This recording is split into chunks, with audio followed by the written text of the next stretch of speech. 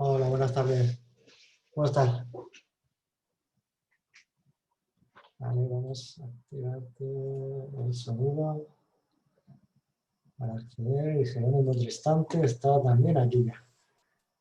¿Me oyes? ¿Me ves bien? Sí, sí, se ve muy bien, te veo muy bien. Google Docs, aquí me queda muy bien la imagen. Y Jerónimo también acaba de entrar. Ahí está. ¿Qué tal, Jerónimo? ¿Cómo estás, querido? Vamos a activar el sonido para que podáis hablar. A ver si le llega la reactivación. Vale, ahora. ¿Ahora Ah, se me oye? Sí, perfecto. ¿Qué tal? Vale, ¿Cómo ok. estás? ¿Qué vale. tal? ¿Cómo estáis? Bien, bien. Muy Aquí. bien. Oye, Paco, una cosa. Se supone que terminamos 19:45. Sí, sí, esa sería la hora. De todas maneras, por si nos enrollamos, tú me avisas, ¿vale? Sí, yo os avisaré, os pondré por el chat, os quedan 5 minutos y luego último minuto, ¿no? Para que me Vale, vayáis Vale. midiendo un poquito el tiempo. Yo perfecto. desapareceré de la pantalla casi que ya Vale. y luego para Cuando me... tu potencialidad por el asunto del coronavirus y que espero que el año que viene pues podamos tener a tantos y tantos autores como vamos a poder disfrutar este año en presencia, ¿no? Tenemos ahora la oportunidad de charlar, hubiera sido mejor tenerlo personalmente. Tenemos a Carlos Bardén, con el que vamos a hablar de muchas cosas. Carlos, ¿cómo estás? Buenas tardes. Bien, aquí en mi casa y, hombre, apenado por no poder estar allí porque me hubiera encantado visitar Murcia y poder tener un encuentro contigo y sobre todo con lectoras y lectores, ¿no? Siempre es lo más bonito de nuestro trabajo, ¿no? Cuando Claro. rompes esa barrera de la página y pones cara a los lectores, a las lectoras, ¿no? Claro, yo creo que el año que viene nos podremos resarcir. Es verdad que este tipo de actividades son muy interesantes y a los lectores nos encanta tener al autor delante que nos cuente cómo se le han ocurrido todas las cosas que nos cuenta la novela, cómo se documentó y luego si encima te puede firmar el libro, pues es una maravilla. El año que viene seguro que lo hacemos. Bueno, no hace falta que te presente. Carlos Bardén es actor, es guionista, es escritor, es un buen novelista y vamos a intentar centrar esta charla fundamentalmente en tu última novela, Mongo Blanco, ¿no? Ujú. Que nada más y nada menos que ha sido premio Espartaco. Yo le tengo mucho cariño a los premios de la Semana Negra de Gijón, al Rodolfo Walsh de ensayo, al Hamed de novela negra y Espartaco, que es un premiazo, además fallado por los propios escritores. ¿Qué te hizo ilusión que te lo dieran o qué? Pues sí, porque tú sabes que son, bueno, pues tú sabes cómo es el mundo de los premios literarios y no vamos a entrar en eso, pero yo creo que los premios de la Semana Negra de Gijón son los premios verdaderamente hermosos, Sí, prestigiosos, serios y, hombre, porque que ya consideraran que la novela podía estar en la terna de finalistas, pues fue una maravilla. Y sí, porque es un premio que fallan escritores, escritoras, lectores y lectoras, críticos y críticas de ambos lados del Atlántico, además, y es una sí. maravilla, ¿no? Me hizo muy feliz porque además creo que, pues, ¿para qué sirven estos premios? Hombre, son muy halagadores, el ego los agradece, pero sirven sobre todo para que el libro siga viajando, para meterle viento en las velas y que siga navegando, como está Muy navegando bien, en blanco. muy bien, fantástico, es una excelente noticia. Bueno, en Mongo Blanco nos cuentan la historia de un tal Pedro Blanco que yo debo confesarte que yo pensaba que todos los esclavistas, todos los negreros eran anglosajones que se lo curraron bastante O bien, hay que reconocer. portugueses o holandeses, También, ¿sabes? Y pero de que pronto, españoles no, ¿verdad? No había exacto, negros. exacto. Y entonces descubrimos un tío que era, pues yo qué sé, era el amo, el capo de esto, que es que resulta que era de Málaga. ¿Cómo te diste de bruces con esta historia? Cuéntanoslo. Bueno, pues yo soy licenciado en historia, mi especialidad es la historia moderna y contemporánea, leo mucho, me gusta mucho leer ensayos históricos y estaba leyendo una cosa sobre la Revolución Industrial en Cataluña y me topé con una nota a pie de página que hablaba de Pedro Blanco, el gran negrero malagueño. Y de lo de gran negrero y malagueño junto en una frase me llamó mucho la atención porque dije, hombre, yo iba a clase y he dedicado años de mi vida a la universidad a estudiar este periodo de España y yo no voy a hablar de este señor. Bueno, las razones por las que me puse a leer y las razones entroncan con algo que tú has expresado muy bien o has intuido muy bien. Nosotros no tenemos conciencia de haber sido un país esclavista. No tenemos conciencia de haber sido negreros, siendo los primeros en llevar negros a América, lógicamente. Los primeros que ponen un negro en América, en las Antillas, ya en el tercer viaje de Colón, somos los españoles. Y los llevamos allí ante la desaparición de la población local, de los taínos, para trabajar desde el siglo XVI, ¿no? Pero el gran momento de Pedro Blanco y el gran momento del esclavismo español es, curiosamente, el canto de cisne de la trata de esclavos en todo el mundo. Es la primera mitad del siglo XIX, finales del XVIII, pero sobre todo primera mitad del siglo XIX, que es el momento de actividad, de auge y esplendor de nuestro mongo blanco. O sea que hasta las cosas malas llegamos tarde los españoles. No sé cómo bueno, España, acabo con una cosa y luego te añado un dato que creo que es interesante para los que nos estén oyendo. España, nosotros no tenemos conciencia de haber sido negreros porque nadie nos lo ha explicado. ¿Y por qué nadie nos lo ha explicado? Vamos a ver, este momento de auge que vive el esclavismo transatlántico y que está dominado por los españoles en el Caribe en el siglo XIX es porque es el momento en que coinciden las necesidades de materias primas de las revoluciones industriales triunfantes con las dos grandes economías de plantación. Las dos grandes economías de plantación eran esclavistas, eran cultivos intensivos por mano de obra esclava, y eran el algodón y el azúcar. Y el azúcar. ¿Qué pasa? El algodón, yo en las múltiples presentaciones que he hecho esta novela por toda España, yo siempre empezaba y le preguntaba a la gente, oye, si yo os digo negros y esclavos, ¿qué pensáis? Y todo el mundo dice, Kunta Kinte. O 12 años de esclavitud los más jóvenes, o no sé qué, o los confederados. Lo que el viento se llevó. Lo que el viento se llevó. Sí. Vale, entonces cuando les dices, bueno, pues al mismo tiempo que esas plantaciones que tenemos tan bien geográficas, tan bien visualizadas en nuestro imaginario, del mismo tamaño, igualmente dotadas de esclavos, igualmente con igual crueldad tratados y explotados, eran los ingenios de azúcar de los esclavistas españoles en Cuba y Puerto Rico. Y esos eran surtidos por negreros españoles. Yo siempre hago una distinción. Un esclavista, desde un gran aristócrata o un gran potentado económico, era un gran propietario de esclavos, un gran tenedor de esclavos. Y un negrero era el que transportaba a los esclavos, el que se iba a África, los compraba y los transportaba y los vendía. Bueno, todos los ingenios de azúcar de Cuba eran propiedad de esclavistas españoles y surtidos por negreros españoles. Ese es el periodo de oro de la trata de Pedro Blanco. Curiosamente, como te decía, un momento en el que la trata empieza a ser perseguida por imposición de los antiguos grandes negreros, los británicos, empieza a ser perseguida incluso con la Armada Británica, que crea una flota específica para la persecución de la trata, el Africa West Squadron. Se dedican a perseguir y a obligar al resto de los países a ir abandonando la trata de esclavos. Y ese es el momento de oro de nuestro Pedro Blanco, es el momento de oro. Y pensemos una cosa, que nos da un poco una imagen interesante. La esclavitud como tal se abolió en la península en 1837 por presiones del gobierno británico al gobierno de Espartero. Pero se mantuvo, se dio una excepcionalidad jurídica al Caribe y se mantuvo hasta 1886 en Cuba. Fuimos el último país de Europa en abolir la esclavitud y el penúltimo del mundo. El último fue Brasil, que lo abolió 2 años más tarde, que ya era una república independiente. ¿Por qué nosotros no tenemos conciencia de haber sido esclavistas cuando fuimos grandísimos esclavistas? Pues porque cuando tú empiezas a investigar la vida de este Pedro Blanco de mi novela, que es un personaje real, empiezas a ver quiénes eran los socios y partícipes de este negocio. Y hay que entender que el tráfico de seres humanos, la trata transatlántica de esclavos, era el negocio más rentable de su época, el que daba las tasas de rentabilidad más altas. Los negreros iba a preguntar por eso, porque de hecho de eso trincaba todo el mundo, o sea, incluso claro, es a lo que voy. Pequeños inversores que estaban en eso, ¿no? Es a lo que voy. La trata de esclavos era el negocio más rentable, hasta el punto que los mismos negreros decían, bueno, si yo de 4 barcos consigo que llegue uno, pierdo uno en un tifón, otro me lo capturan los ingleses y otro se hunde por las causas que sean, o se me amotinan los negros y muere todo el mundo, con que llegue un barco de 4 yo ya gano dinero.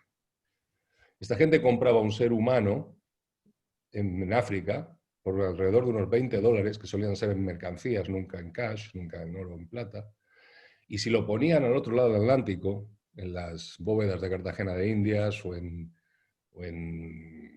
Cuba, o en Puerto Rico, o en los estados o en Luisiana, ese ser humano pasaba a costar entre 380 y 450 dólares.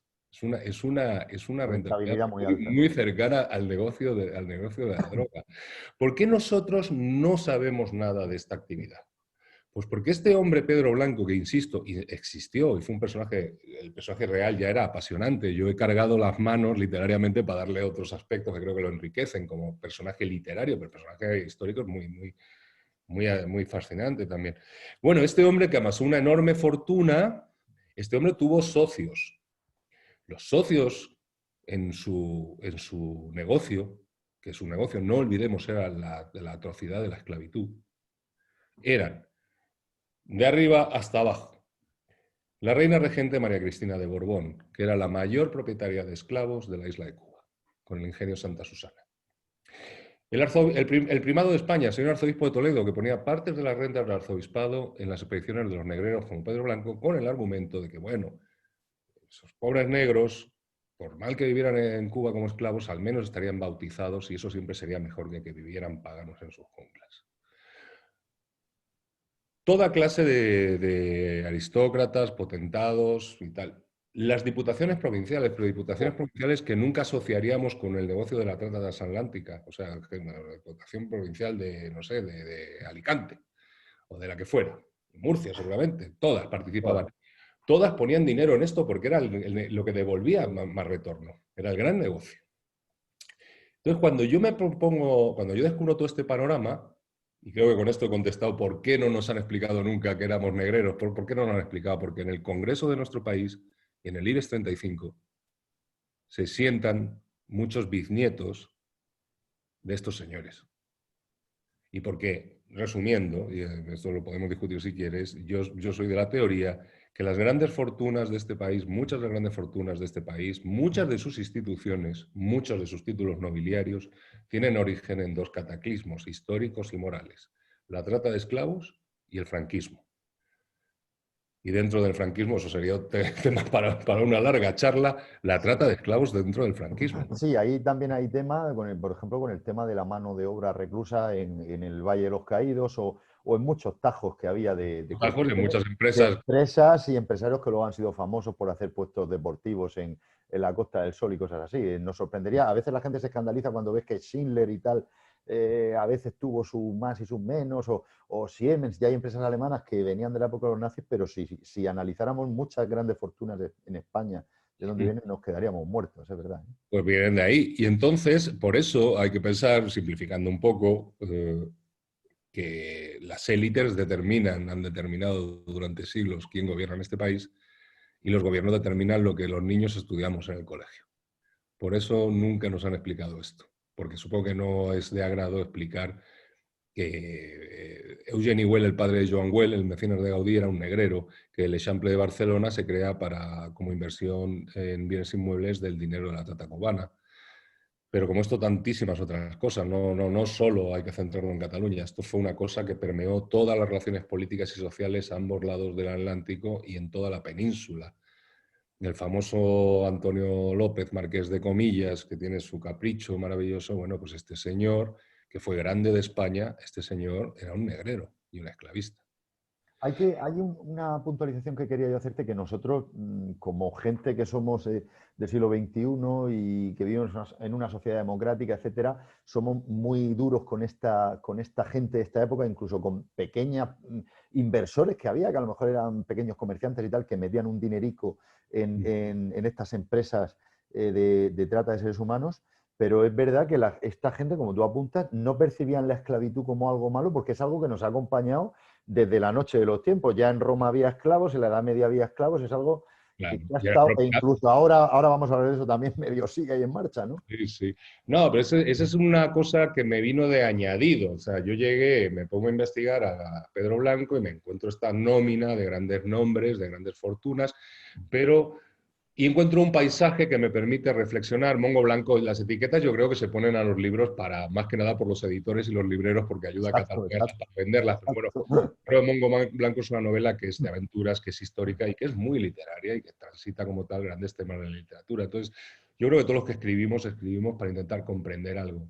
Entonces, yo al empezar a investigar este personaje encontré en él y en el trasfondo de la trata de esclavos transatlántica el paisaje perfecto para reflexionar sobre el mal. Exacto. Porque yo dije, no hay una relación más perversa, más viciada, más malvada, posiblemente entre dos seres humanos, que la que hay entre un amo y un esclavo.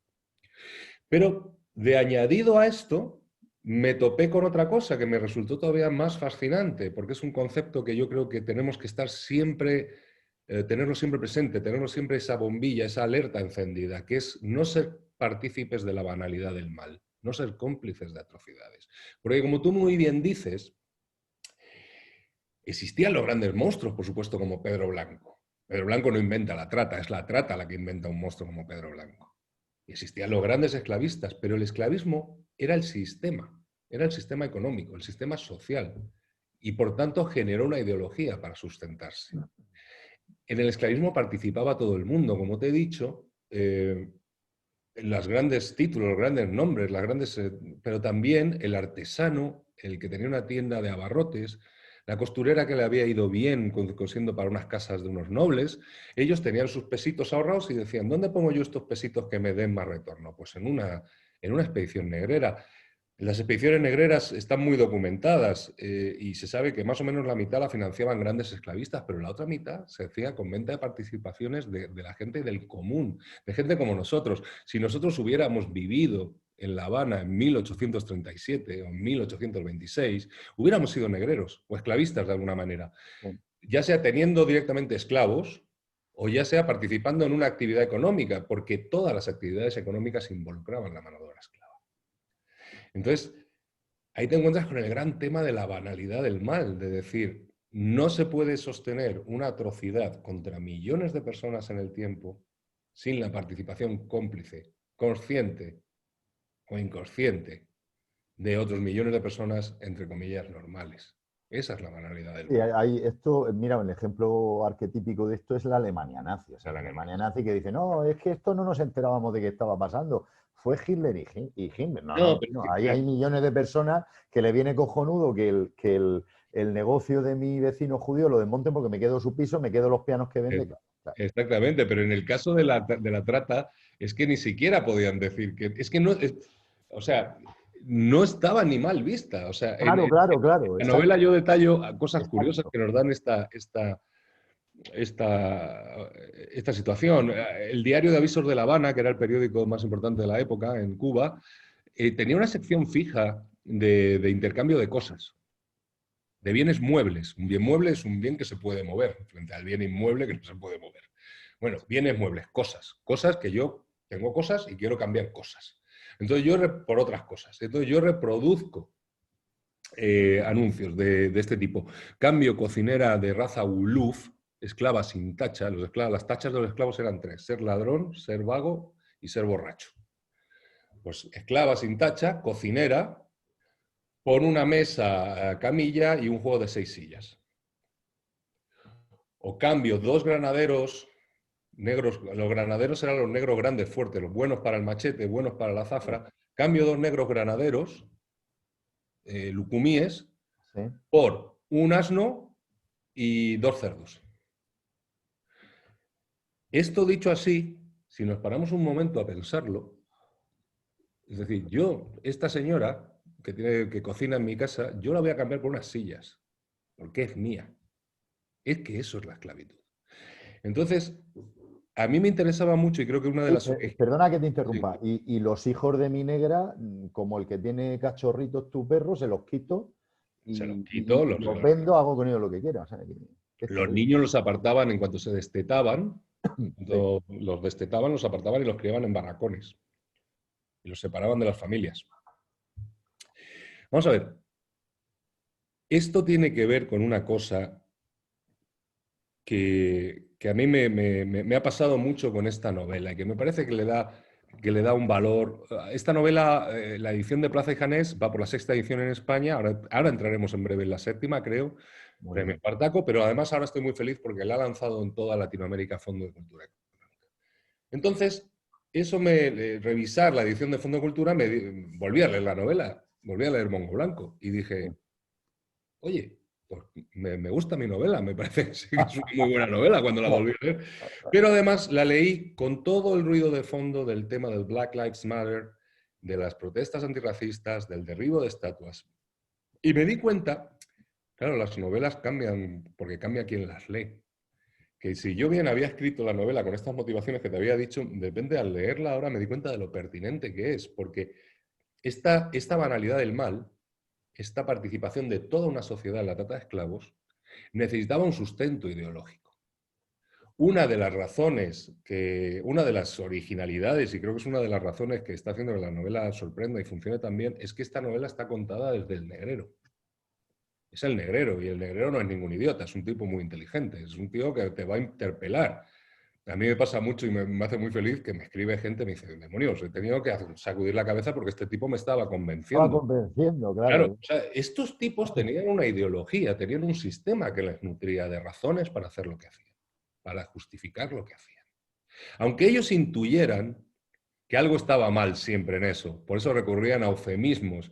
Tú sabes que a los negros que traían de África, en los manifiestos de carga, normalmente no se les llamaba negros, ni personas, ni hombres, ni mujeres. Se decía que eran sacos de carbón o piezas de guinea. Ha llegado al muelle de la caballería la goleta Estrella del Sur del capitán Jerónimo Tristante con 400 sacos de guinea. Piezas de guinea o sacos de carbón. Ajá. O sea, tenían que recurrir a ese tipo de eufemismos porque en el fondo sabían que no estaba bien. Es un poco psicopático, ¿no? Cosificar así a los demás también. Pero es a lo que vamos. ¿Qué Sí. pasa con esta novela si la lees desde lo que está sucediendo ahora? Que entiendes muy bien que el racismo, por supuesto, no es biológico.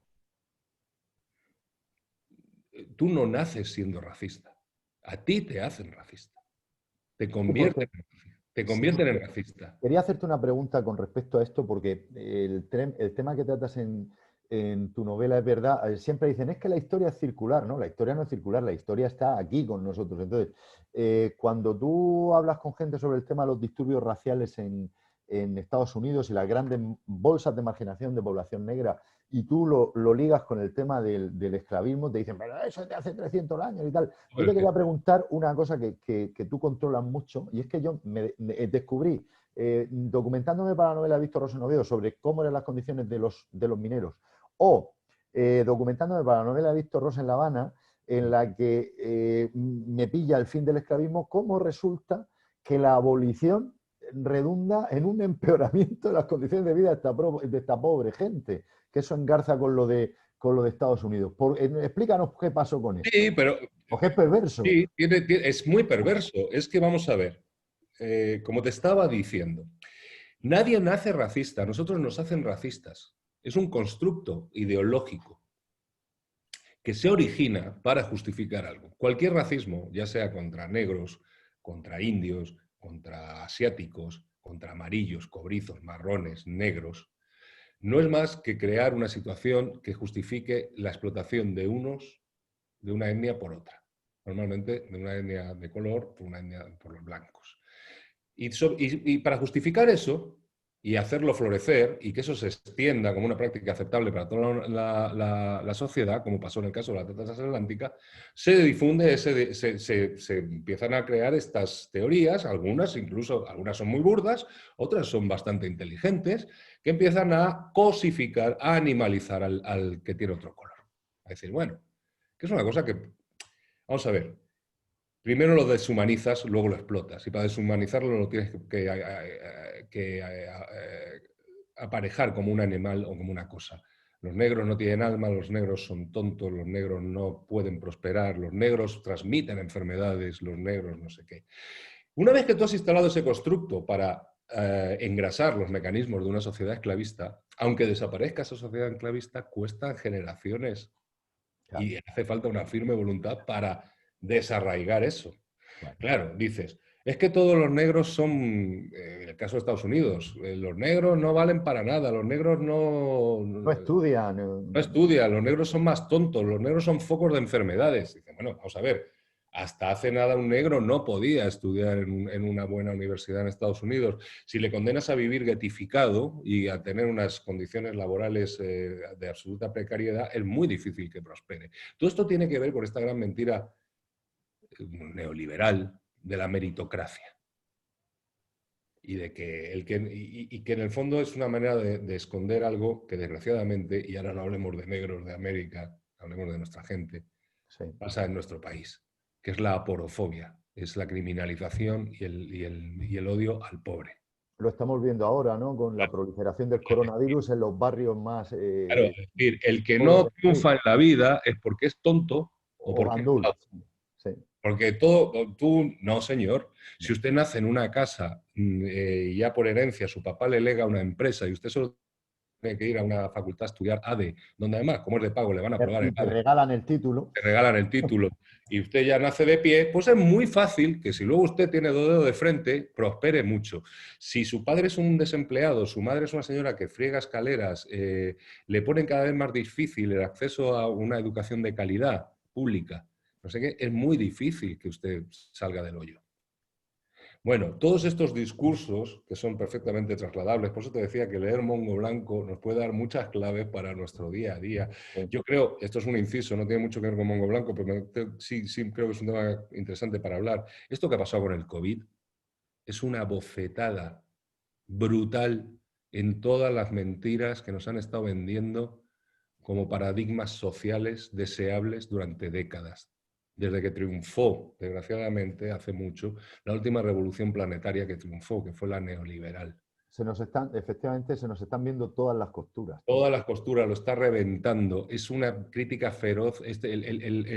El COVID ha puesto de manifiesto la ridiculez del individualismo feroz, de la ley de la jungla, de esto.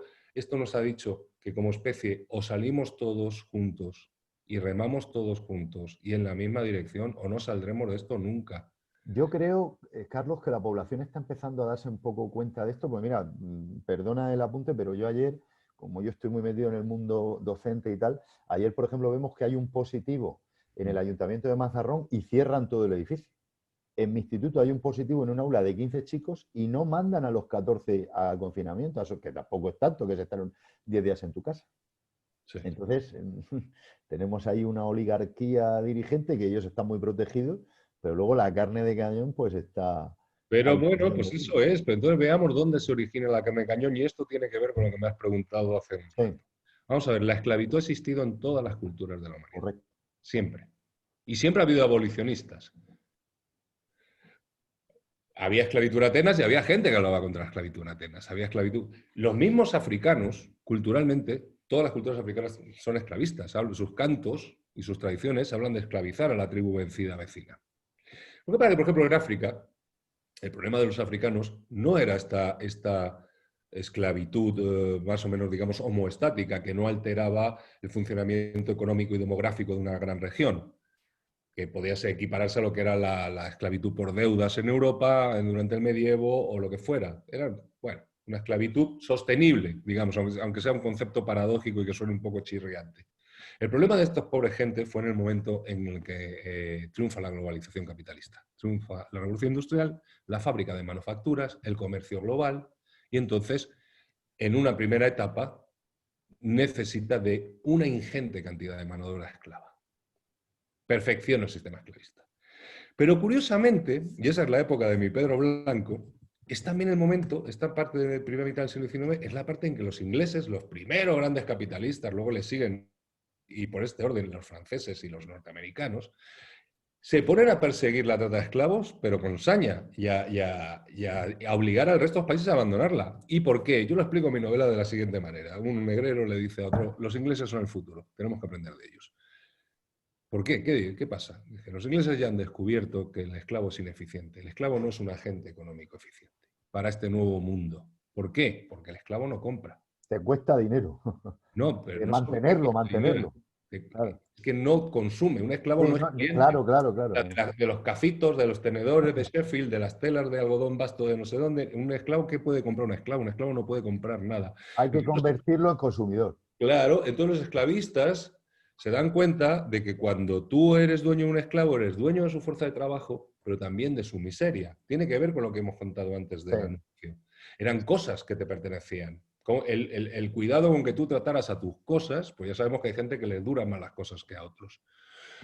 Pero era una cosa cara, un esclavo no era una cosa barata. Así que tenías que alimentarlo mínimamente bien y si trabajaba muy duro físicamente, muy bien, y tenías que vestirlo. En Cuba se llamaba esquifación, dos esquifaciones al año, y tenías que darle, mal que bien o pobre o no, un techo. Darle ron para que aguantara las jornadas en el Exacto. campo, etc. Y entonces, el nuevo paradigma capitalista demuestra que es mucho más interesante liberar a los esclavos y convertirlos en obreros. Y que ¿Por compren qué? toconomato. Claro, porque tú vas a conservar su fuerza de trabajo, pero ya le trasladas a él la miseria. Le dices, tú vas a trabajar para mí por un sueldo, en unas condiciones que no van a ser mejores, incluso en algunos casos van a ser peores que cuando eras esclavo, pero además me vas a comprar a mí tu comida, tu ropa para vestirte, el agujero donde te vas a meter a vivir tú hacinado con tu familia y la ginebra con la que te vas a emborrachar el día libre que te dé. Eso es Oliver Twist, ¿no? Todos tenemos Sí, esa... pero fíjate que esto lo vemos hoy día en muchas empresas que tienen una serie de empleados a los que tienes que mantener unas condiciones más o menos dignas y de pronto dicen, no, tú vas a pasar a ser autónomo. Yo te pago un sueldo, pero tú de tu sueldo de autónomo tienes que devengar el vehículo y no sé qué, no sé cuánto, tu ordenador, etcétera. Es que por eso te digo que hay otra cosa que yo vengo diciendo en muchas entrevistas, porque me parece que es muy ilustrativo, que por eso Mongo Blanco yo creo que es una novela que está funcionando también por eso, porque hace mucho, espejea mucho nuestra realidad. Nos explica muchas cosas de nuestra realidad. Y porque nos explica unas cosas muy sencillas de entender, que es como la ley de Lavoisier de la energía. La esclavitud ni se desaparece ni se destruye, solo se transforma. Se transforma, es verdad. Y entonces la esclavitud no ha desaparecido nunca, solo se ha perfeccionado. Y cuanto la precariedad es una forma de esclavitud. Es una forma de acercar a alguien hacia la esclavitud.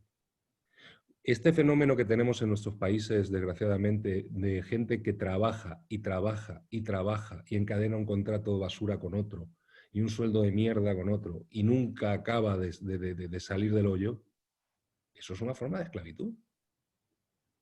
Sí lo es. Y todos esos discursos se explican muy bien si entiendes un poco cuál fue la génesis del sistema esclavista capitalista.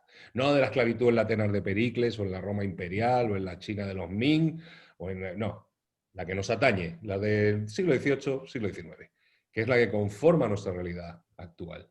Y eso está en Mongo Blanco. Así que yo animo a la gente que lo lea, que la disfrute, porque le van a sonar muchas cosas y es inquietante. Oye, he visto críticos que te comparan con Salgari y con Stevenson, o sea, que tiene un componente también de novela de aventuras, ¿no? Porque me imagino que en aquella época, al margen de las putadas que le están haciendo a los pobres esclavos, solo meterte en un barco, eso era ya una ruleta rusa, ¿no? Porque no llegaban todos a... Uno de cada 3 barcos negreros se perdía en motines, por ejemplo, que eran terribles. Yo describo algunos en el libro. Es una novela de aventuras, yo creo que es una muy buena novela de aventuras, pero es una novela de aventuras, aparte, yo tomé un compromiso ético como autor. Yo soy un amante de la novela de aventuras clásica. Pero no olvidemos que la novela de aventuras clásica es un entretenimiento burgués. Salgari y Verne escribían para burgueses de Nantes y de Milán y para leer en sus salones, no sé qué, aventuras exóticas. No voy a incluir en esto a un genio como Conrad, por ejemplo, o Melville, pero en la novela clásica de aventuras hay una idealización, hay una romantización del asunto. La muerte no acaba de llegar. Yo siempre digo, tú cuando acabas una novela de Salgari, que mira, Salgari además es un autor juvenil, pero tú acabas una novela de Salgari y tú lo que querías era ser pirata. Bueno, los piratas eran unos tremendos criminales, eran Hombre, lo mejor que había suelto por los mares. Vamos, Claro. esclavistas también, claro. Yo me propuse hacer una novela de aventuras, porque claro, el escenario real de las andanzas de este Pedro Blanco, que una acotación que es interesante, la novela se llama Mongo Blanco, porque los mongos eran unas figuras excepcionales, eran los reyes negreros.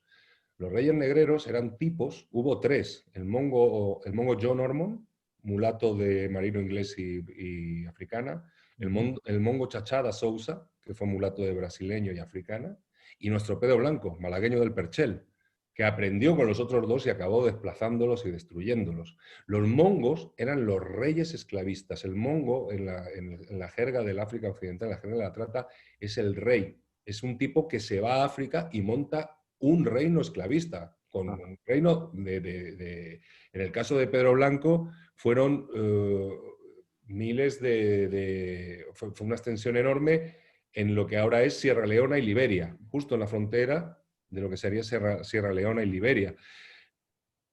Entonces, eso ya te pone en un mundo de aventura. Mi novela transcurre entre África, entre estos reinos esclavistas, las goletas de velas negras de los negreros, que llevaban velas negras para que en las luz, cuando no había mucha luz, no se vieran, Claro. no se vieran desde lejos. La Habana del 19, que es como Manhattan, es como el loco Nueva York de los años 20, y España. Y entonces yo me tomé un compromiso conmigo mismo, digo, yo voy a hacer una novela de aventuras como yo amo las grandes novelas de aventuras, pero además con el compromiso de no idealizar y no romantizar. No puedo minimizar un detalle del horror que era la trata de esclavos. Tengo que mostrarla tal cual fue, y era espantoso. Lo que pasaba a bordo de las factorías de los negreros en la costa de África, lo que pasaba a bordo de una goleta esclavista, o lo que faltaba, o lo que pasaba en un ingenio de azúcar, era una atrocidad. Y esa atrocidad está contada con pelos y detalles. Acabo con esto porque si no... Sí, no te preocupes. Yo he escrito una novela de aventuras no para el entretenimiento burgués de un salón burgués del 19, sino para una humanidad que ya ha visto Auschwitz, Hiroshima, el genocidio de Ruanda, convertirse el Mediterráneo en una fosa común. Entonces es una novela dura, es una novela muy dura, pero creo que ese es uno de sus valores también. O sea, que tú lo que has hecho en la tradición de la buena novela histórica es coger al lector y llevártelo a hacer un viaje en el tiempo a ver cómo era aquello, ¿no? Claro, yo creo firmemente, siempre lo digo, la única máquina del tiempo comprobada y existente son los libros. Exactamente. Es lo único que te va a llevar a otro lugar. Porque además, curiosamente, aunque soy actor y he hecho algo, he escrito guiones y tal, yo siempre primaré un libro sobre una película. El diálogo con un libro es bidireccional.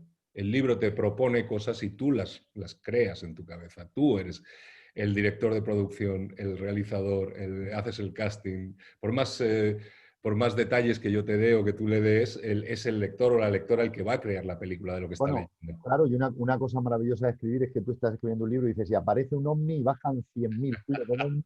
Sí. Pasa lo que tú quieras que pase. Si estás haciendo un guión, te dicen, para. Sí, cuidado, aquí no puedes seguir estrellando helicópteros contra la cárcel. Se puede clonar. Oye, te quería hacer una pregunta al hilo de esto. ¿Cómo ha sido? Porque una novela con ambientación histórica tiene muchísimo curro detrás y muchísimo trabajo de documentación. Como tú eres licenciado en historia, supongo que te lo habrás pasado pipa, ¿no? Buscando información y que te habrás hecho un súper especialista en el tema, ¿no?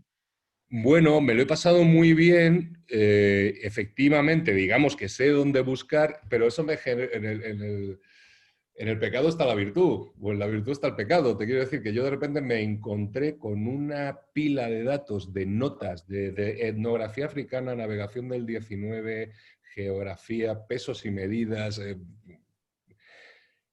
que era verdaderamente apabullante. La novela está muy bien documentada en ese aspecto. Es que, perdona que te interrumpa, tú ahí tienes mucho peligro porque nos están escuchando muchos amigos que son lectores y los lectores sabemos que normalmente algunos autores que vienen del ámbito, que son historiadores y vienen del ámbito de tu disciplina, a veces quieren contarte tantos datos que te abruman y claro, el equilibrio está en que no hagas un ensayo leñazo ni que te quedes corto.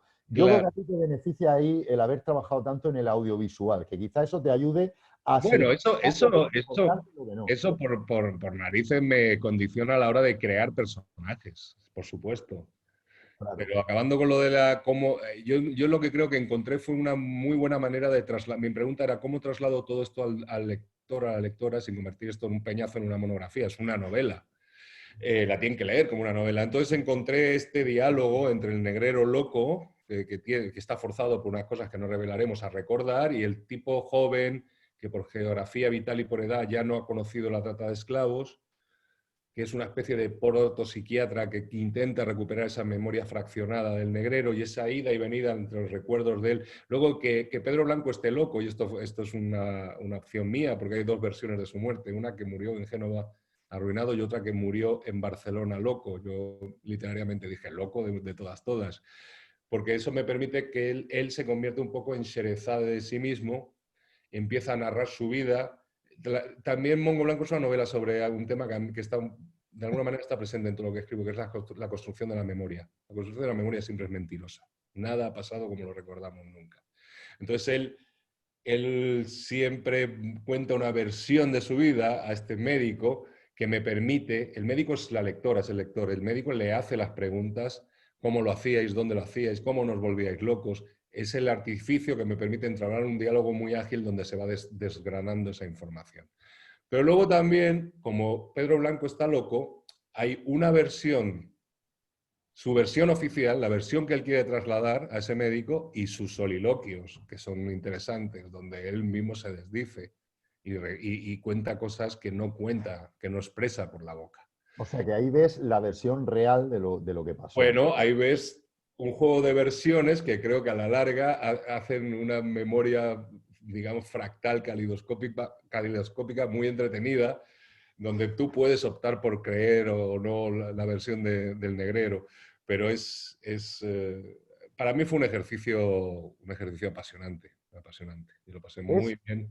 Es interesante porque yo, por ejemplo, yo participé en una tertulia muy interesante, precisamente en la Semana Negra de Gijón, porque yo tengo una novela ambientada en la División Azul, que se llama El Rojo y el Azul, y era una mesa redonda que se titulaba El oscuro placer de narrar el fascismo. O sea, cuando tú, no sé si te ha pasado, que cuando tú te estás poniendo en la piel de este pájaro, hostia, esto es como el Darth Vader, tienes ahí la seducción del lado oscuro que te atrae. ¿Cómo has visto Pero eso? bueno, es que esto que voy a decir, y tú como escritor lo sabes, es una obviedad, los buenos son un coñazo. ¿Por qué no hay películas y novelas de buenos? Porque son insostenibles. Los malos, los monstruos nos atraen. Aparte yo creo firmemente en la función narrativa y terapéutica del monstruo.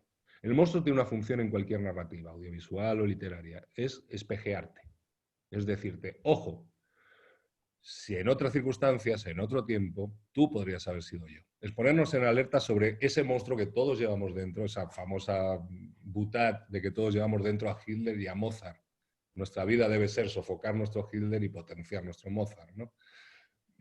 Pero el monstruo sirve para eso, sirve para decirnos, ten cuidado con lo que crees, sirve para cuestionarnos. Sí, porque es verdad que hay ocasiones en las que se dan unos desencadenantes en una persona Claro, y bueno, y puede actuar de una manera que en principio no había pensado que iba a hacer ese tipo de y cosas, como ocurre en una guerra, por ejemplo, ¿no? y eso tiene que ver un poco con lo que decías que me pasa como actor. Yo como actor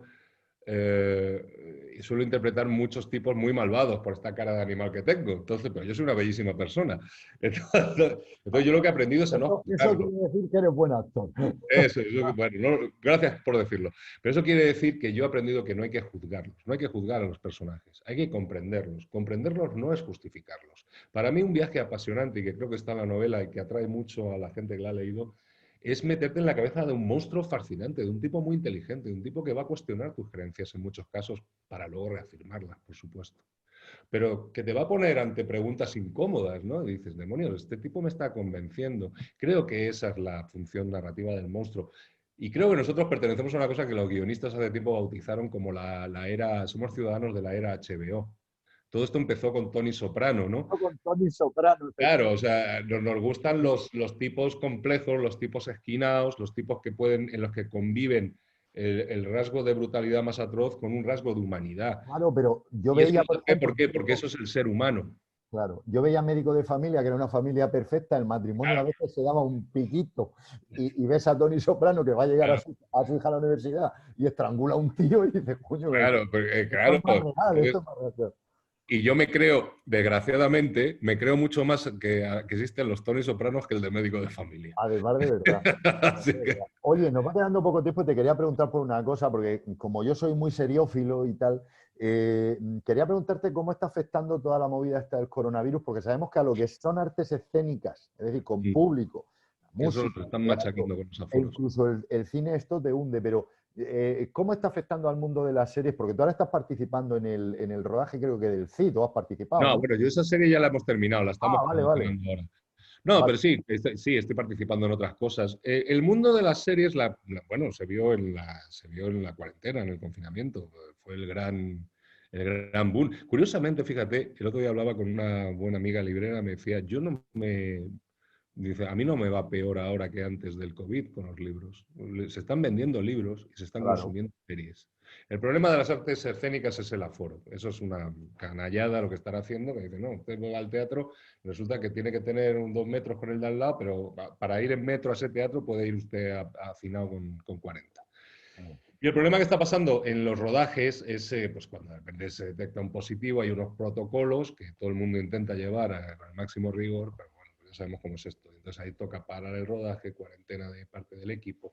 Es una cosa endemoniada, pero bueno, que no es nada que no le esté pasando a todo el mundo, que te pasará a ti en tu centro de trabajo. Pero bueno, las series gozan de buena salud porque evidentemente pues el consumo de las plataformas. Hay gente, las plataformas son como una especie de lado oscuro de la fuerza, pero también por otro lado han sido una bendición para la gente que nos dedicamos a esta profesión, porque han incrementado muchísimo la producción, necesitan contenidos continuamente y claro, cada vez se produce más, no es que se Sí, produzca y menos. fíjate que yo creo que han acabado con la piratería porque ahora mismo a nadie le Claro, resulta interesante ni rentable estar buscando pues si tienes algo por por ahí. 9,90 euros, tienes todo el Claro, catálogo de Amazon o de Netflix, ¿para qué te vas a andar bajándote claro. tonterías y friéndote el ordenador? Sí, oye, y una cosa que te quería preguntar, porque no nos queda mucho tiempo. Yo, por ejemplo, con lo mío de Víctor Ros, yo entendí que a mí me parece que las series son el vehículo ideal para contar novelas porque el metraje te permite contarlo mejor, ¿no? Para Mm. Mongo Blanco vas a hacer una serie, creo, ¿no? Bueno, estamos en conversaciones, van avanzadas, no puedo contar mucho de esto, pero Vale, sí, vale. Hombre, si no yo haces estoy contigo. trofeo, Yo creo, sí, tú lo habrás visto con Víctor Ross. sí. Por ejemplo, Mongo Blanco es una novela de 607 páginas, es demasiado extenso para el metraje de una película. Sería mutilar todo y La tendrías que contar mal. Si la haces en cine, la tienes que contarla contar. mal y mutilar. En 8 capítulos de 1 hora puedes ser más fiel, puedes meter más de lo que la novela se. Seguirán quedando cosas fuera, yo por eso siempre recomendaré la novela. Lean la novela, lean nuestras novelas, lean libros, que es una experiencia única y Yo maravillosa. siempre recomiendo a la gente que lea el libro y luego vea la serie o la película. La verdad es que últimamente se hacen muy buenas adaptaciones también, ¿eh? Sí, Pero hay cosas.